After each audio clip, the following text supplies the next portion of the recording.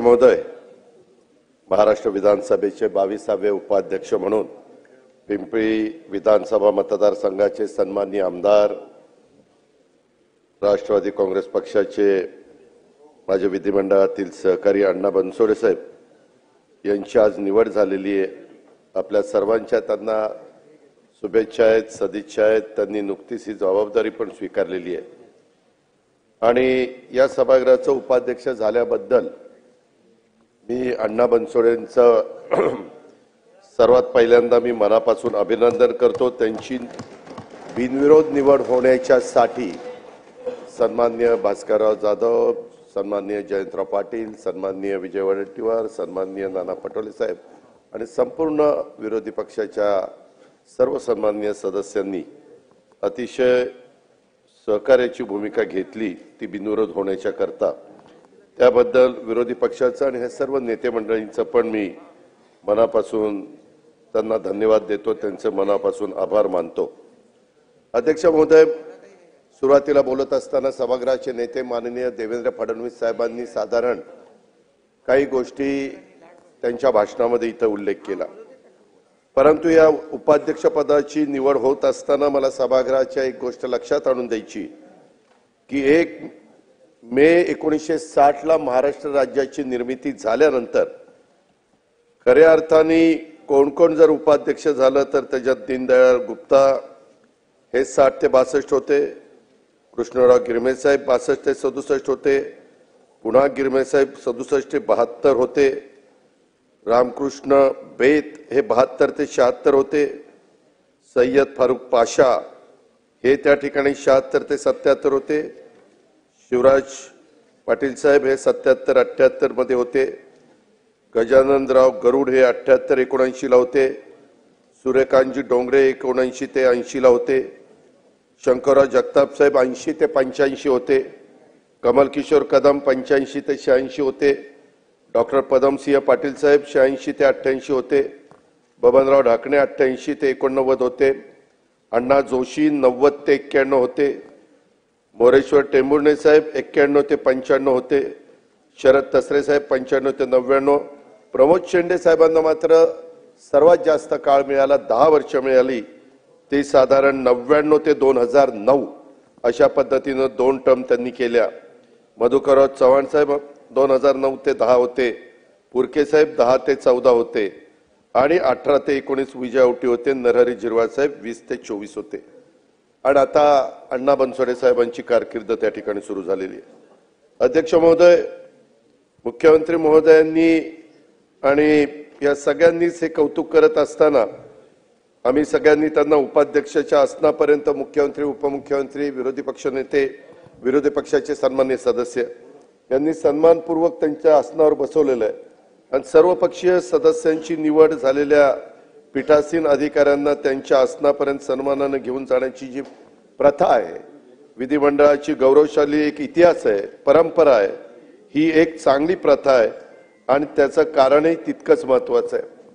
जेव्हा सभागृहाच्या अध्यक्षपदी किंवा उपाध्यक्षपदी सदस्य म्हणून निवडून येतात आणि त्यानंतर ते सदस्य कुठल्या एका पक्षाचे किंवा युतीचे किंवा आघाडीचे राहत नाहीत, अध्यक्ष, उपाध्यक्ष किंवा पीठासीन अधिकारी म्हणून ते संपूर्ण सभागृहाचे 288 आमदारांचे होतात।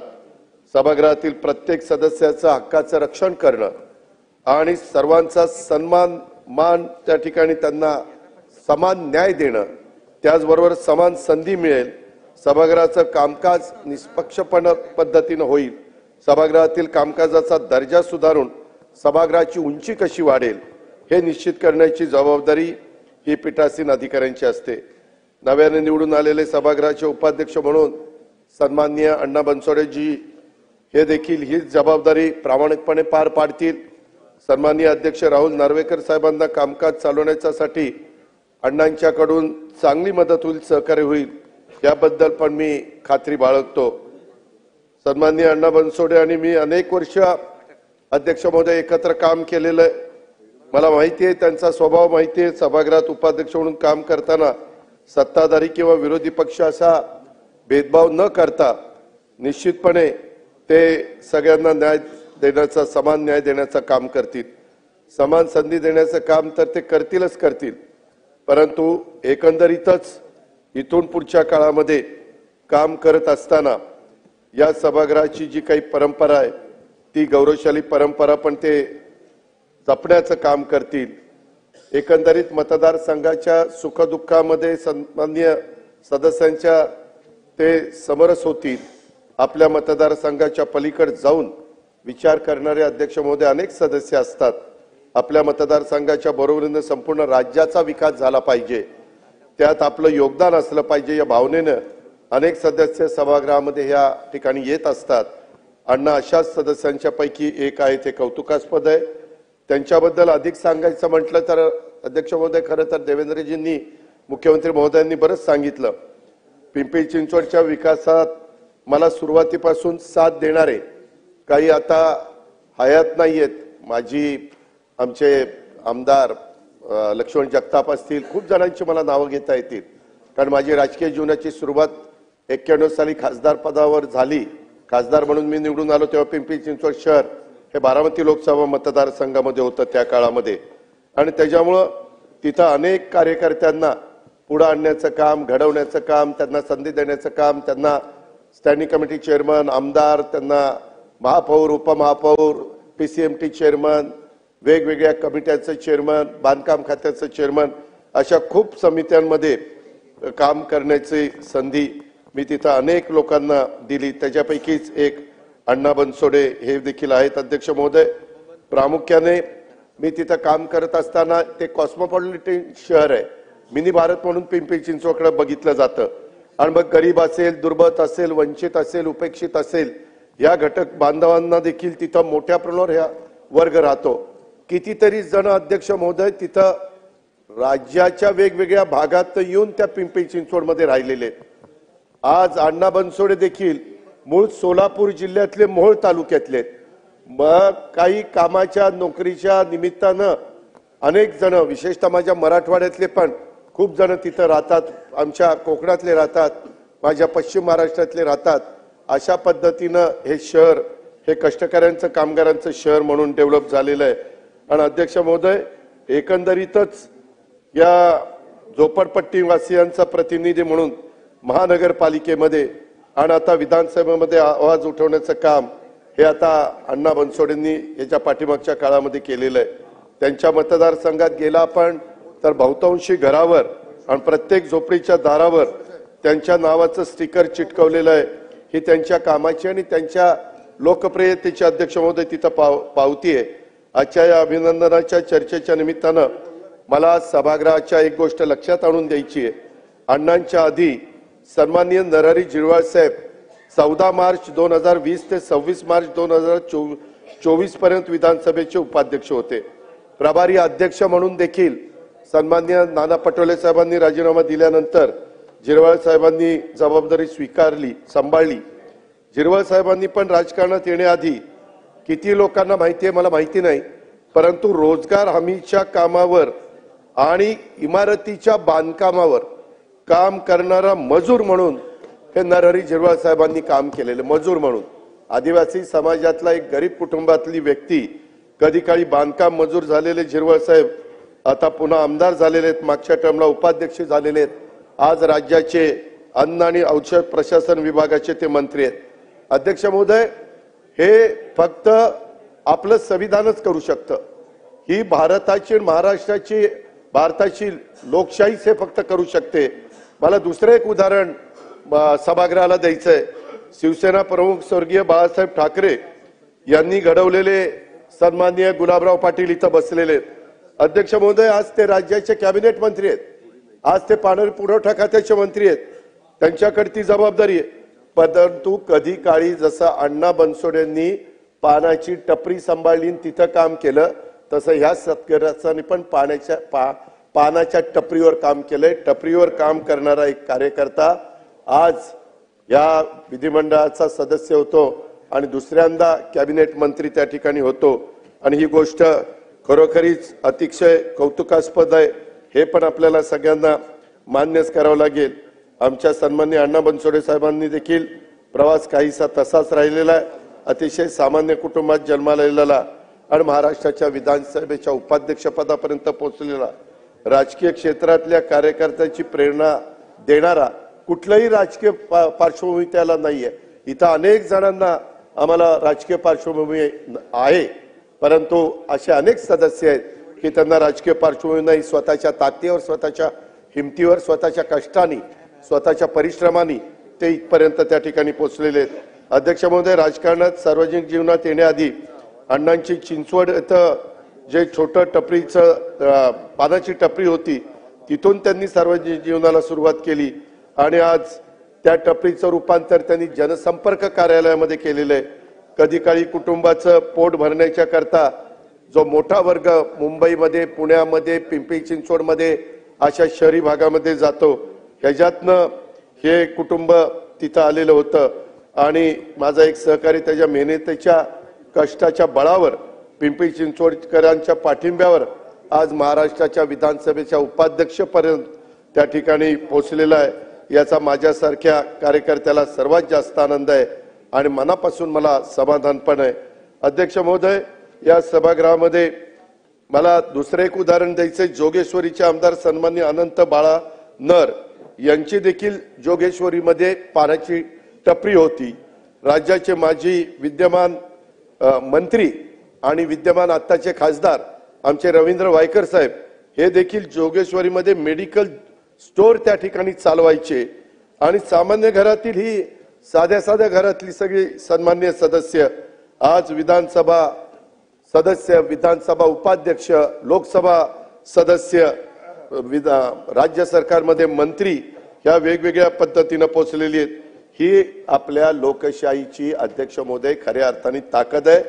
काल आपण भारतीय संविधानावर चर्चा केलेली आहे, आज पण चर्चेचा शेवटचा दिवस आहे आणि हे संविधानाची काय ताकद आहे याचं महत्त्व सांगण्याची ही उदाहरणं खरं तर निश्चितपणे पुरेशी आहेत असं माझ्यासारख्या कार्यकर्त्याला वाटतं। अध्यक्ष महोदय, माझा जसा राजकीय प्रवास हा बारामतीतनं सुरू झाला, माझी राजकीय सामाजिक जडणघडण, तसं माझं पुणे आणि पिंपरी चिंचवड शहरामध्ये देखील मला मोठं पाठबळ त्या ठिकाणी मिळालं आणि या शहराच्या विकासासाठी मी काय केलं हे अनेकांना माहिती आहे। या शहरांनी पण मला तितकंच भरभरून प्रेम दिलं आणि ताकद दिली। तरी पिंपरी चिंचवडला आजवर जसं मुख्यमंत्री म्हणले तसं मी कॅबिनेट मंत्रीपद देऊ शकलो नाही, याची खंत निश्चितपणे माझ्या मनामध्ये आहे। मात्र शहराला आज कॅबिनेट दर्जाचं उपाध्यक्षपद मिळालंय, याचा माझ्यासह अनेक पिंपरी चिंचवडकरांना एक अभिमान वाटेल। भविष्यात पण मी सांगू इच्छितो की पिंपरी चिंचवडला पूर्ण कॅबिनेट मंत्रीपद कसं मिळेल याबद्दल आम्ही निश्चितपणे प्रयत्न त्या ठिकाणी करू। ही पण बाब अध्यक्ष महोदय मी सांगेन।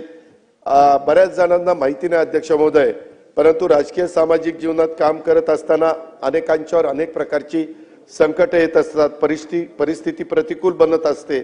चांगलं काम करून देखील काही वेळेला पराभव पत्करावा लागतो, परंतु अशा वेळेस पराभवानं खचून जायचं नसतं, हिंमत हरायची नसते आणि न खचता पुन्हा एकदा उभं राहायचं असतं, लढायचं असतं।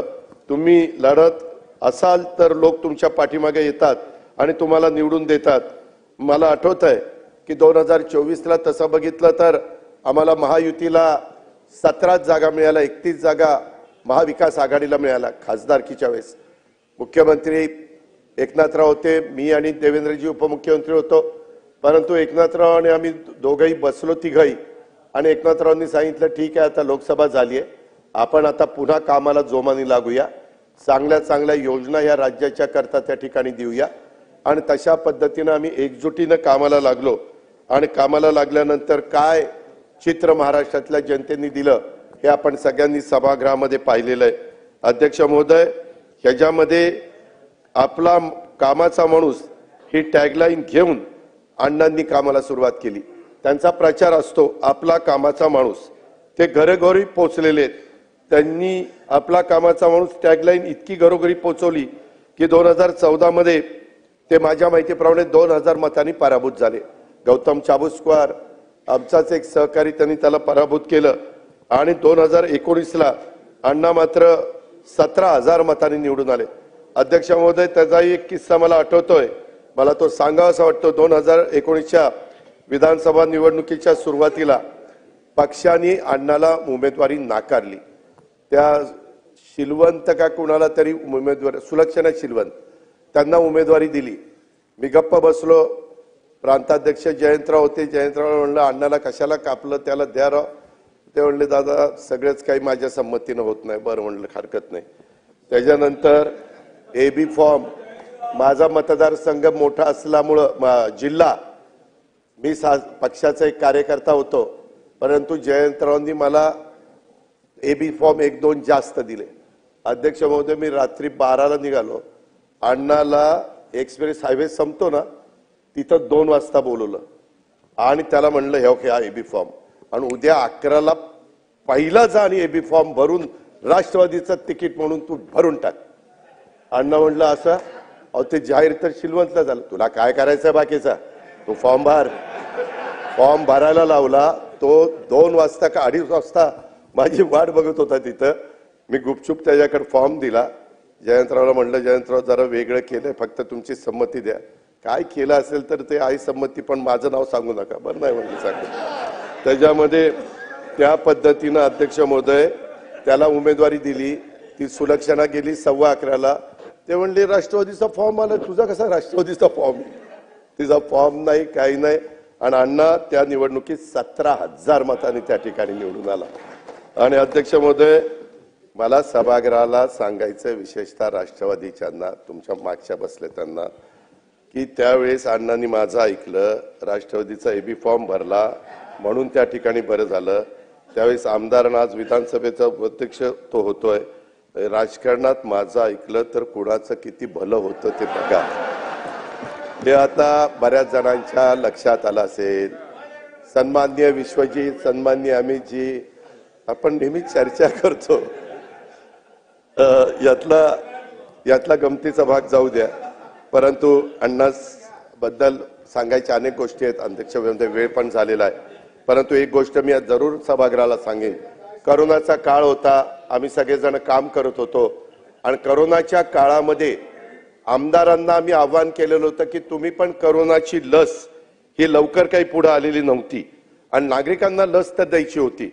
आणि त्यावेळेस स्थानिक स्वराज्य संस्थेतनं, म्हणजे त्याचा आमदार स्थानिक विकास निधीतनं अण्णांनी त्यावेळेस 25 लाख रुपये हे ताबडतोब दिले आणि कलेक्टरला सांगितलं पहिली 25 लाख रुपये घ्या माझे आणि माझ्या झोपडपट्टीमध्ये लसीकरणाचं काम त्या ठिकाणी सुरू करा। आणि मी त्यावेळेस नियोजन खात्याचा मंत्री होतो, मी पण विशेष बाब म्हणून त्याला मान्यता दिली। इव्हन आमच्या पिंपरी चिंचवडमध्ये पण YCM रुग्णालयामध्ये सीटी स्कॅन बसवण्याच्या करता आमदार निधीतनं त्यांनी 1.25 कोटी रुपये त्या ठिकाणी सीटी स्कॅनला दिलेले होते। लोकप्रतिनिधींनी ही गोष्ट लक्षात ठेवा की अशा काही गोष्टी असतात की आपल्याला मिळालेला निधी कशा पद्धतीने तो सत्कारणी लावता येईल। सभागृहातल्या अनेक सदस्यांना अण्णांच्या बद्दल बोलायचं आहे, जी मला जाणीव आहे, त्यांना शुभेच्छा द्यायच्यात। त्यामुळे मी अधिक न बोलता माझ्या प्रत्येक पिंपरी चिंचवडवासियांना आनंद देणारा आजचा हा पदग्रहण सोहळा आहे। पिंपरी चिंचवड शहराचे आमदार, कर्तव्यदक्ष लोकप्रतिनिधी, राष्ट्रवादी काँग्रेस पक्षाचे नेते, माझे सहकारी सन्माननीय अण्णा बनसोडेंनी महाराष्ट्राच्या विधानसभेमध्ये उपाध्यक्षपदाची सूत्र आज स्वीकारलेली आहेत। मी त्यांच्या ह्या नवीन इनिंगला मनापासून शुभेच्छा देतो। त्यांच्या अभिनंदनाच्या ठरावाच्या करता चर्चेची संधी आपण दिली त्याबद्दल अध्यक्ष महोदय आपले पण आभार मानतो। परंतु अध्यक्ष महोदय, मला आपल्या मार्फत उपाध्यक्षांना सांगायचं, इथं सभागृह ज्यावेळेस सुरू होतं त्याच्या आधी 5-10 मिनिटं येऊन थांबावं लागतं आणि सभागृह संपेपर्यंत थांबावं लागतं। आता काही बदल आपल्याला करावे लागतील, थोडं बहुत। आता जशी जबाबदारी वाढती त्या जबाबदारीचा आपण मान सन्मान निश्चितपणे ठेवाल, याबद्दल माझ्या मनामध्ये तीळमात्र शंका नाही। पण मी पुन्हा एकदा नवनिर्वाचित उपाध्यक्ष अण्णा बनसोडे साहेबांचं अभिनंदन करतो, त्यांच्या कुटुंबियांचं, त्यांच्या कार्यकर्त्यांना, त्यांना विधानसभेमध्ये पाठवणाऱ्या तमाम तिथल्या मतदार बंधू भगिनींचं आणि माझ्या समस्त पिंपरी चिंचवडकरांचं देखील मी अभिनंदन करतो। तसंच पुन्हा एकदा विरोधी पक्षाच्या पण सन्माननीय सर्व सदस्यांना धन्यवाद देतो की ही निवडणूक बिनविरोध होण्याच्या करता त्यांनी मनाचा मोठेपणा दाखवला। एवढंच बोलतो आणि या ठिकाणी थांबतो। नमस्कार।